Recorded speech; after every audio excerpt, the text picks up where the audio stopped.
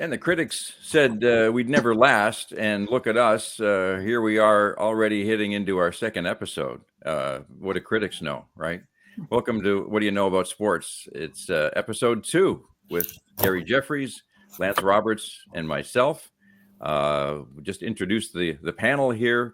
To my left is Gary Jeffries, longtime university football and basketball coach, former CIS Coach of the Year, former Vanier Cup winner, played university football and hockey, and also played in the Detroit Tigers minor league baseball organization. And Lance Roberts, to my right, longtime NHL referee, refereed close to 600 games in the National Hockey League, member of the NHL Officials Alumni Association, worked for Hockey Canada's Board of Excellence for Officials. He's been a supervisor and referee at international tournaments like the Spengler Cup, and continues to work as an off-ice official in the Canadian Hockey League. And myself, Randy Steinman, and my claim to fame is that I know both Gary Jeffries and Lance Roberts. Gentlemen, how are we doing? Doing good. Yeah, doing great, Rand. Thanks. Did we get some positive feedback about week one, or was most of it negative? The negative stuff didn't come through, but yeah, there were some nice comments. Yeah, from mostly from my family, though. Yeah, my friends were pretty nice to me too, so we'll see how she goes. Lance, I got quite a few negative comments about you, but I weeded those out. I'm used to that as a referee. I got a lot of that. Yeah, no kidding. All right, so what we do here every week, we each bring a topic to the table.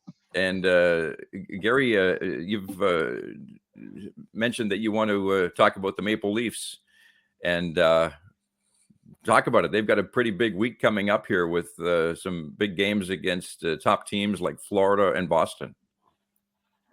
Yeah, I've been a Leaf fan for virtually my entire life, and it's been a long haul here. The last 55 or 56 years of hanging in there with them. But I can go back to actually the 50s when I first started to watch sport on TV. Our little 15-inch Admiral TV.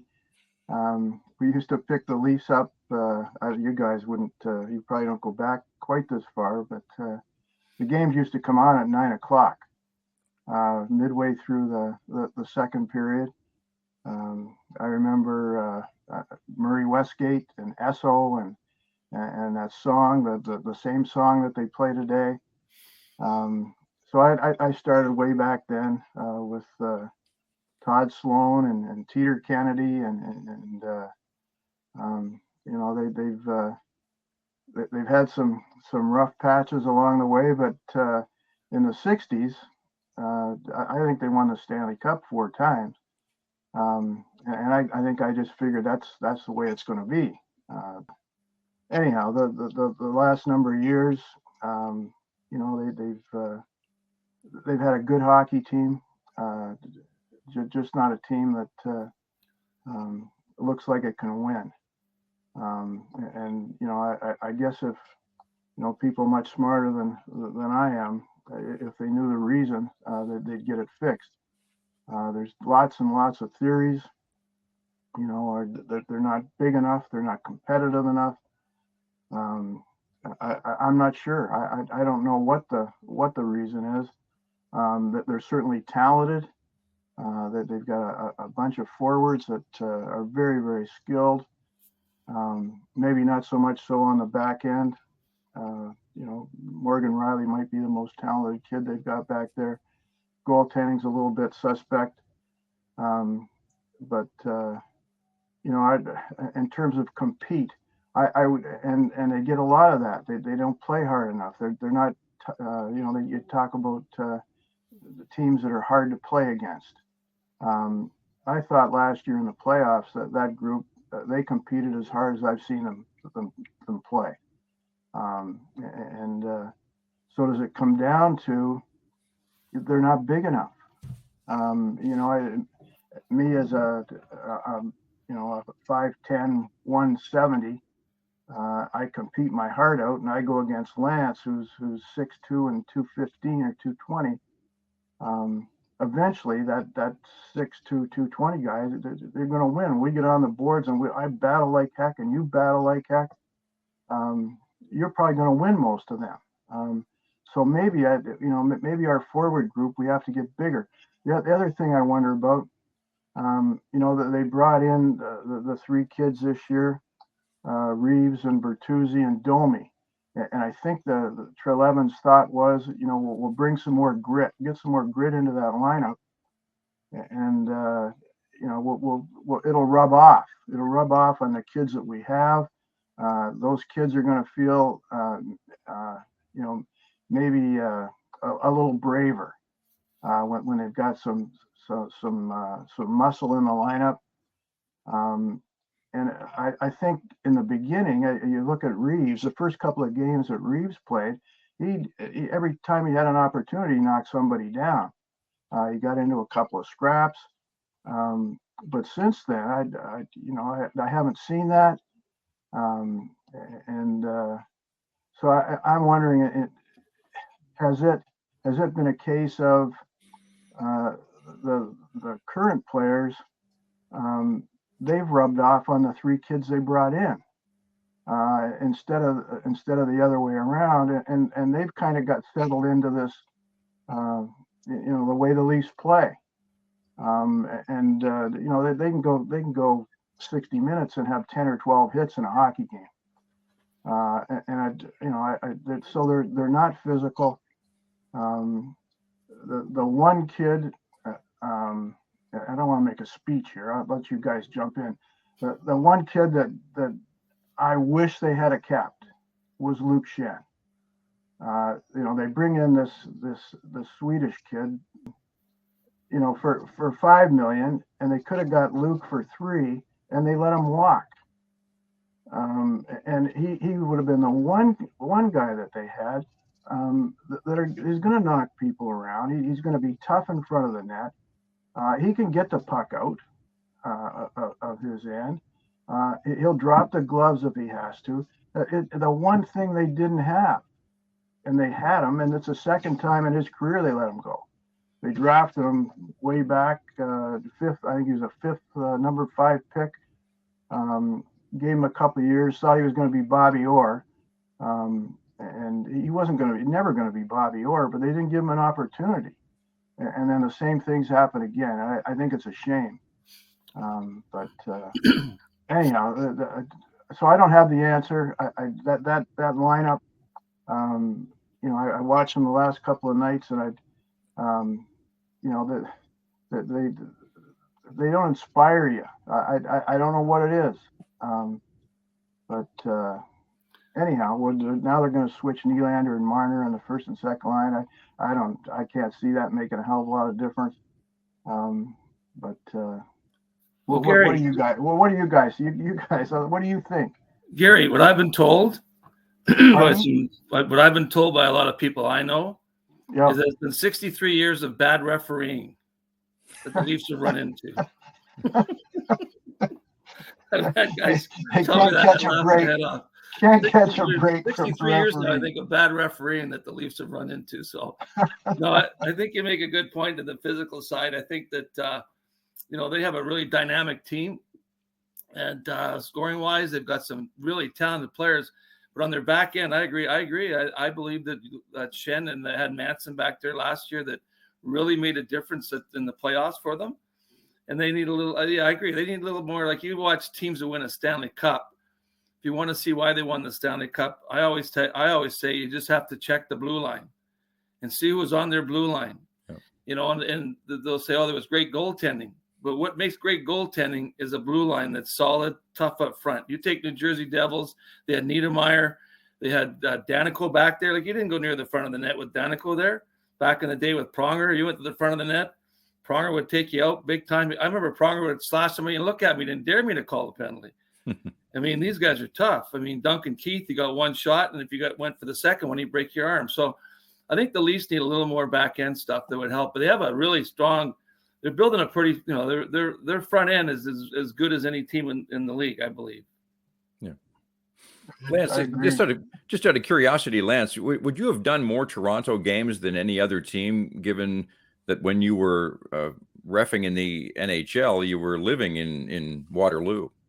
No, you went all over, basically. I think one year, the only time I really had a team a lot was Colorado. I had them 8 times one year, but basically they would balance you out.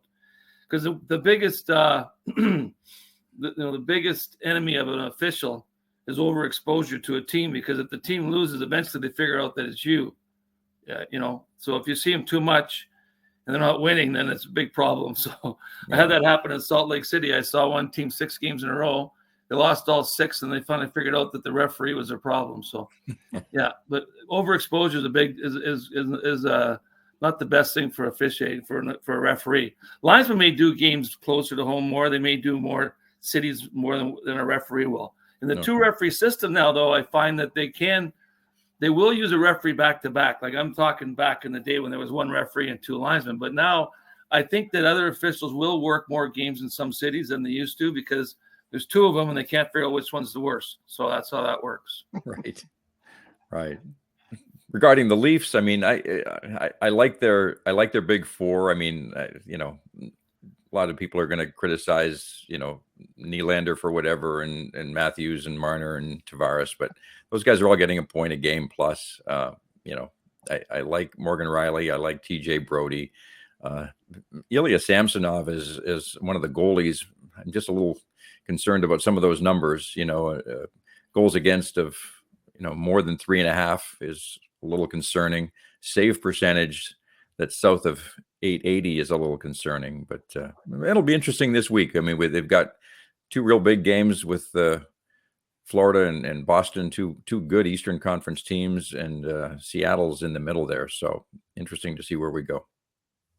Lance, you meant, just before you go on, Randy, Lance, you mentioned about you know, the prongers and so on in front of the net and taking care of business.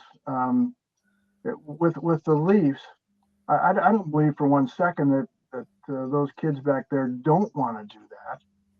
I just don't. I don't think physically they're able. I don't think they're big enough. You know, they put some of those big power forwards in front of the net, and I don't think they can move them. And I think that's part of it.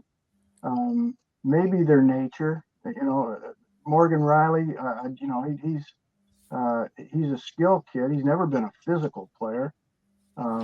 You know, and Brody and I don't see them as you know, that being in their nature. I don't see them as being big enough, and hence, you know, you know, they're not good in front of the net.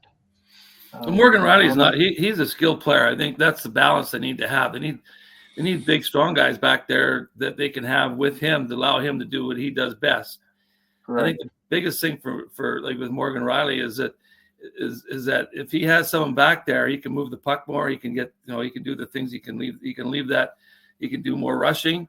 But if he's expected to be back in front of the net being physical, I don't think that's fair to Morgan Riley. But I don't think that's what they expect of him. I just think they have to get guys back there that can complement that a little bit stronger in their defense. Yeah, for sure. You know, they had Jake Muzzin. Unfortunately, he brought a little bit of that. And, yeah. And we talked about Shen. So you know, going forward this year, hopefully they're still looking to add, and that's where they have to add, I believe. Well, Nylander is such a skilled player, and he's going to be a dynamic player if he continues to play the way he is, and he'll make some noise in the playoffs. I think this year when they get there, and they will get to the playoffs. Yeah. Well, the knock on him always was that you know, you never knew when he was going to show up, and he'd play hard for a bit and disappear for 3 or 4 games. I think what he's done this year is he's competed from game 1. And, there's no question about his skill. Remember, it's a contract year, though. Well, I hate to think that's what it is. I'd like to think that he figured it out. But he's been their best player. There's, in my opinion, I think he's been terrific. So anyhow. Something tells me, guys, the Leafs will give us lots to talk about for a long time to come here. We've been waiting since 1967, so hopefully we're not waiting another, whatever it is. What is that, 56 years? 56. 56 years of bad refereeing. 56 and counting. Yeah. So moving on, Lance, you wanted to talk about sports nicknames. What's your topic for today? Well, it stems from Gary had mentioned that there's a few other podcasts out there that everybody has nicknames and stuff like that. And I thought, well, we want to be different. We should just keep our regular names. But I got to thinking, like, where's the, going in the past, there's been some really remarkable things that happen with nicknames and stuff. In fact, and how you arrive at the nickname. So I was going to say that, my nickname all through the Western Hockey League was Spear. And the reason that I had that nickname was because my first game in the Western Hockey League, I drove from Edmonton to Lethbridge, set up to do my first game there, and I ended up living in Lethbridge. I moved right down to Lethbridge. My first game in the Western Hockey League at the time, it was like 1979, and I remember sitting in the dressing room, and the other linesman that was there was John Coball, and I think Kenny Wheeler was the referee coming in for that game. So I'm in the room early, and I'm getting ready, and I'm really want to jumping to get out there. And the one linesman, John Coball, comes in and he sits down and he looks across at me. He's an old veteran, and he says, "What's your name?" And I said, "My name's Lance." And he says, "Like in Spear?" I go, yeah, like in Spear. And from then on, my nickname was Spear all over Lethbridge. Everywhere I went, everybody called me Spear. To this day, I go back to Lethbridge and people call me Spear. And the interesting part about that is it's just sort of basically in Lethbridge. And I remember going into the National Hockey League, there was players that came out of Lethbridge that were playing in the NHL. But one night in particular was kind of funny because Richie Sutter was playing with Chicago at the time. I think either one of the twins, Ronnie or Richie. And they were yelling at me, right? And they're calling me Spear, like Spear, open up your eyes or something like that. I can't really get into the derogatory remarks I was getting from them, but everything had to do with a spear. And one of the linesmen says to me, comes up beside me, and he says, I think it was Dan Shakti, and he says to me, he goes, who the hell is Spear? I said, "Oh, that's me. That's my nickname in Lethbridge. That's all they know me by is Spear." So it's kind of funny how nicknames came about. So I was kind of thinking to myself too that as we go through, as I was going through my career, nicknames on the ice was a lot to do. I got called Robbie a lot, like they'd all shorten their names up. But one particular, we had nicknames for the guys we had in the National Hockey League, like Scotty Driscoll was called Cub because Ron Asselstein was called Bear. And that was their nicknames. And we would call them by those names. Like there's nicknames they have out there, the great one. We don't call Wayne. You don't walk up to Wayne Gretzky and say, "Hey, great one." You go up to Wayne Gretzky and say, "Hey, Gretz," right? So there's all these other kind of nicknames. But when I get back to where we had one year in 1999, we had an incident in the playoffs, I think that year, or was it the year before? I'm not sure where exactly. But Ty Domi had an epitaph said to Darren McCarthy with Philadelphia in the playoffs. And he was playing with Toronto at the time. And it went big in the papers, eh? I don't want to get into the derogatory remark. But what was funny about it was that the next year we had a big meeting next year at our NHL officials camp. And we had Brian Burke came in and they all wanted to talk about how we can, we're going to, from now on, we didn't want to, the biggest thing is didn't want to get into the media. So if anything, like someone ever said anything derogatory about somebody, like, in a bad way or, like a racial thing or something, you're supposed to take the player over to the coach and then tell the coach to talk to the player. And next time we're going to have to, assess a penalty or something like that, educate the player on the bench during the game, basically. So what was funny about the meeting we had was that one of our referees, Denny Morrell, his nickname was Froggy. So what happened was that we were trying to define what is a racial slur. Right. Well, somebody said, well, can we call Morel Froggy? And Benny goes, yeah, I'm Froggy. And we're going, no, you can't do that anymore. So we're going, what are we going to call him? He's French. It's like, so it's funny how nicknames evolved since the days we were back in the day. So in the game I had in Anaheim, with Calgary and Anaheim, I had Eddie Ward and one of the Russians that was playing for Anaheim. I can't remember his name, but he was Russian. And Eddie gave him the slur, call him a commie. And I go, oh, way to go, Eddie. I said, come on, let's go. We got to go to the box now. He kind of called him like more than that when he called him that when they were having this scrum. So I take him to Pierre Page, who was coaching Calgary at the time. And I says to Page, you got to talk to Eddie here. He used a racial slur here. You got to tell him, talk to him about it, right? So he turned to me, and as I skated away, Page says, what did he say? And I turned back, and I said, he called him a whatever commie. And one of the guys on the bench stands up, and he says, yeah, we got a commie. And then the guy on the bench beside him goes, yeah, I'm the commie. And so I'm going, how are we going to do this? These guys are calling each other names on the bench the same way we did with Denny Morel. So right. I thought that kind of made me laugh when I heard we're going to get our nicknames. I could just imagine. But I got my slogan, though. I got this made for me because it's called Spear. I want to make sure you guys can see that. Mike Campbell made that for me, my buddy in Old Timers Hockey. So if if we're going to have any nicknames out here, Gary, you better get a good one because those things can be really mean a lot in that regard. That's why I kind of thought about it. But did you have any extraordinary nicknames in football? I mean, there's lots of football nicknames out there that were pretty cool, right? Honestly, I when I heard you were going to talk on this, I was trying to think, and I can't come close to the story you just told. We've talked here recently about Randy and yourself and names we could come up with for you guys, but we probably won't put them on air. But you won't have this though, will you? You won't have No.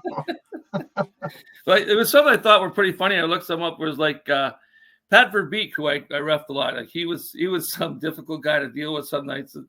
Even his coach nicknamed him Little Ball of Hate.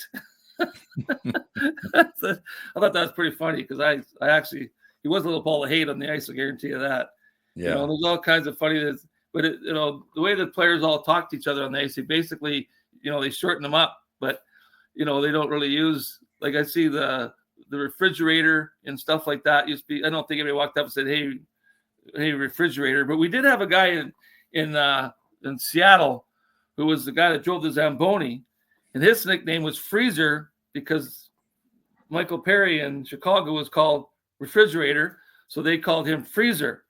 And this guy was something else. Every time I walked out on the ice, he'd be going, he'd be saying to me all the time as I walked out there, you got to be a brave man going out there, buddy. You got to be a brave man going out there because it was kind of dangerous in Seattle. But he was a lot of fun, that guy. I guarantee you. He used to drive the Zamboni. He used to play meaner than a junkyard dog when he was driving the Zamboni around the rink in Seattle. It was pretty cool. Yeah. Probably the football guy that we'd most be familiar with is pinball. Yeah. I don't know where he got that name other than a small little guy that kind of bounced off players and kept going and spinning and whether that's where that evolved. I don't know, but. It's Stu Grimson. He was called the Grim Reaper. Yeah, he was something. He was one tough dude. That Stu, I'll tell you that. He looked like he would scare me coming at me. He would look like the Grim Reaper to me. Can I tell you a great Pinball Clemens story? I interviewed him once. I'm going to say around 2000. I interviewed him again around maybe 3-4 years later, and he remembered my name. I couldn't believe it. I meet people and I forget their name 3 minutes later, and he remembered me 3 years, 4 years later. Wow. And I've heard that from other people about him. He's just got an incredible memory, and I've just never forgotten that about Pinball Clemens. And what a great nickname for him too. I mean, when you think about it, you nailed it, Gary, when you said he just bounces off people like like a little pinball arcade game going up the field, and that's about what he did. He's a wonderful person. Absolutely charming guy, and a great motivator. Yeah. When he coached that Argo team, I would have loved to have been in that dressing room and listen to him pregame. Yeah. But he's a wonderful guy. Yeah. Some nicknames too. I mean, it pretty neat to have a nickname that just sort of becomes you. I mean, it's funny. You think about Tiger Woods. Tiger's real name isn't Tiger. It's Eldrick, but he's Tiger. And Babe Ruth's first name wasn't Babe, it was George. And to have a name that basically is you, it personifies you, and it carry that through your life is pretty cool. Like, I'm sure even William Perry, he probably answers to the fridge or refrigerator more than anything else. Yeah, you're right, Randy. That's the part that got me interested in that, because there's lots of them that have these great nicknames, but they're nicknames that the media uses. I'm pretty sure they don't call them that when they see them when they walk up to them and say, "Hey, how you doing?" Yeah, like that kind of a thing. They wouldn't walk up and say, the great, hey, great one, how are you doing? Right. Yeah. Or Magic Johnson. There's another one, Magic. When I don't know, maybe his wife calls him Irvin, but nobody else is calling him, anything but Magic. And the interesting too is how the nicknames came about. Like, I was reading up on it a little bit, and Toe Blake, that's his nickname. His name isn't Toe Blake; it's Hector Blake, I believe. And I think it was a granddaughter or one of his granddaughters or a younger sister would call him, instead of saying Hector, would say Hecto all the time to him. And it evolved into Toe Blake, and that's all you know him by is Toe Blake. So right. It's kind of interesting how some of your nicknames just stick to you as you go on, right? Yeah. Lance, you brought a prop. I brought a prop too. This is my favorite nickname. What is it? It's upside down. Oh, it's backwards, but Kenny Stabler. Do you remember Kenny Stabler's nickname? Yeah. You remember? Yeah. Kenny Stabler, yeah. Oakland Raiders, was it? The Snake. The snake. Kenny the Snake Stabler. I love that nickname. The Snake. Yeah. One of my favorites. One of my favorite players. Foley, Alabama, Kenny Stabler. And of course, if we're looking for suggestions for our nicknames moving forward, I not afraid to admit, Eye Candy Randy is. Oh, God. I'm okay with it. It's supposed to relate to something that's real, or like true, not something that's. You can't just label yourself like that. You got to be. I can't come from somewhere else. I can't nickname myself. No, you can't nickname yourself. You can't run around and go, "Hey, I'm Stud Randy." You can't do that. This doesn't work that way. You remember? We'll have the people email in some nicknames for us and tell us some other nicknames maybe that they've ever heard in the past over sports figures that they thought was pretty cool. You can always email that in to us. I can just imagine what the nicknames you're going to get, Steinman.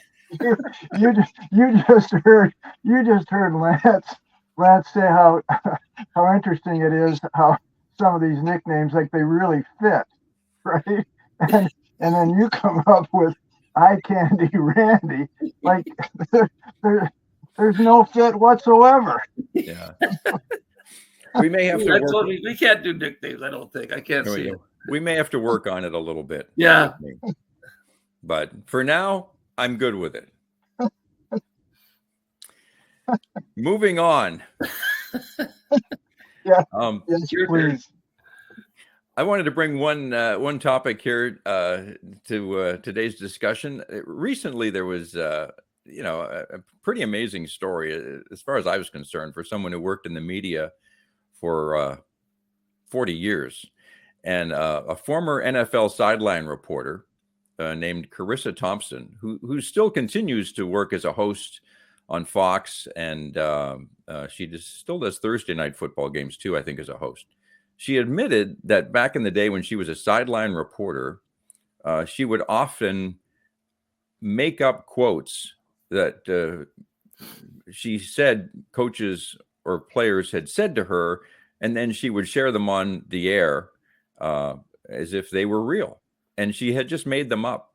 And I was just amazed when I heard that in a day and age when the media is under the microscope quite a bit for people saying fake news, and the media lies all the time. And I mean, as someone who, again, worked in it for 40 years, never once in my life said anything that I knew was not accurate. Not one time in 40 years. And never did I make anything up like a quote. I mean, you've got to be accountable in that business, especially in this day and age. And I was just, frankly, I was just appalled that, she would admit that she had made up quotes from coaches when, she said, I didn't really say anything that they probably wouldn't have said anyway. Like she said, they're probably going to admit that they need to do a better job on third down, or they need to do a better job of stopping the run or something. The fact is, if the coach didn't say it to you, then don't pass it off as if it was fact. And it just really bothered me that she would have come out and admitted that. And she's had a lot of backlash from other media, including current sideline reporters. And I don't know, I just thought it was an interesting thing to talk about. I mean, Gary, I'm sure you, during your years, would have been interviewed occasionally during games by television sideline reporters. I mean, how would you have felt if they were making up quotes for you? No, I think it's very odd. I just don't. I don't understand. First of all, why did she report this on herself? Yeah. Why would she even bring it up if, in fact, that's what she was doing? But she was on a podcast. Ethically, it's off base, and I certainly understand how reporters like yourself and many others would be very offended.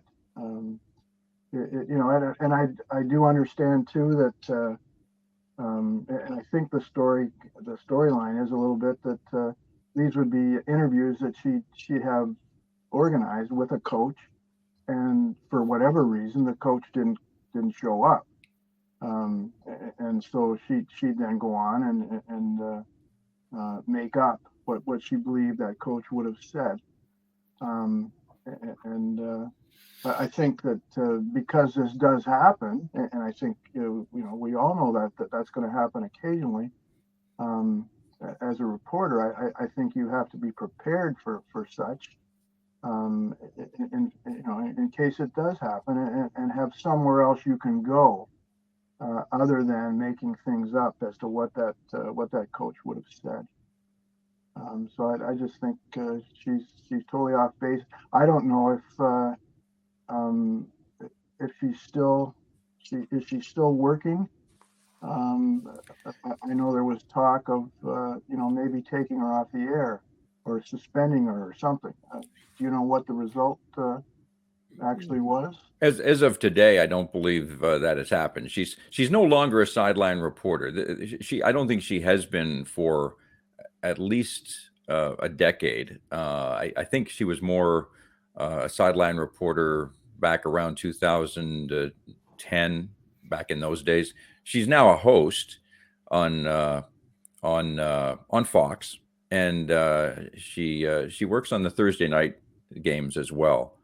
But just from a credibility standpoint, it's now sort of hard to look at her anytime she says anything, and you just kind of have to question, can I really 100% believe what you're telling me here? Because you've already admitted that, you basically made things up. And she's apologized. To her credit, I guess she apologized for, I don't know if she apologized for doing it as much as she apologized for admitting it.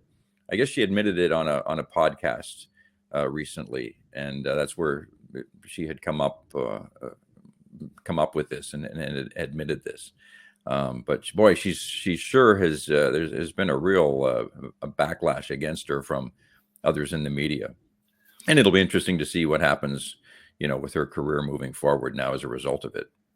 Well, her credibility would be pretty well shot now, I would think. But it's interesting that she's come. I don't know where she what her thinking was behind it, but I mean, on the internet today, the stuff that's coming through, the credibility on that is pretty weak too at times, with people putting stuff out and saying stuff on the media, on the internet anyways. Mm-hmm. So maybe that's her thought process. Well, I might as well come clean. The rest of the stuff coming out of the internet is not as credible either, right? So it's hard. It must be hard for athletes today, with the reporters and things that they'll write, that they'll write about other reporters on the internet about the players and things that may, fill things in that may not even be true. So it's hard to censor some of that stuff. I think I'm not privy to how how that works. Yeah. Well, I'll admit right now, I think Eye Candy Randy would be a perfect nickname for me. Well, I don't know. I'll go out on a limb. I'll go out on a limb and say that is an accurate statement. Well, if you get Cheryl out here, she's probably wearing sunglasses, for God's sake. So look at you, because you kind of shine pretty big. Yeah. Just want to mention something else before we wrap this up for week 2 here, guys. We do have an email address. So that if anyone would like to get a hold of us, reach out and, give us some feedback, whatever, you can contact us at whaddyaknowaboutsports@gmail.com. It's I know whaddia is spelled sort of weird there, and Lance, you're probably a little confused, but it's it's whaddyaknowaboutsports@gmail.com, and you can get a hold of us through that, and just let us know what you think. If you've got topic suggestions, any kind of feedback, we've all got pretty thick skin, so I think we can handle it. Any thoughts, guys, as we wrap up another week and head off to hopefully what'll be a couple of wins for your Leafs in the next few days here, Gary? Yeah, that it'll be interesting to see. Interesting to see how how they play here going forward. This is coming home after the trip over to Europe and 2 games on the road. So I want to see Nylander up with Matthews tonight and see what that looks like, and see if Marner's pouting because he's on the second line now, and just see how they play. But yeah, this was fun, and hopefully we can continue this for a bit. I just want to send my thoughts to Jay and Leah on the passing of Morty Taylor. He was a very good friend of mine, and Jay's a very good friend of mine also, and I'm very close to them. And I want to just send my sympathies to their family. Yeah, for those of you who aren't familiar with Morty's Pub in Waterloo, it's just a great establishment where the 3 of us, actually, this is where it was almost the genesis of this show, is the 3 of us sitting around a table at Morty's probably 20 years ago, just having conversations like this, and the restaurant, the bar, is named after Morty Taylor, who passed away recently, and Celebration of Life was held up there in Waterloo, and Lance, you were able to attend, and it was I guess a great tribute, and that's really nice to hear. Yeah, it was fantastic. Absolutely. I certainly echo those comments. Morty was a great guy and a pillar in that community. And his son Jay is a reflection of his dad, and we hope to get down there this Saturday and pay our respects. So rest in peace, Morty. For sure. Thank you, guys. We'll see you soon. Thank you.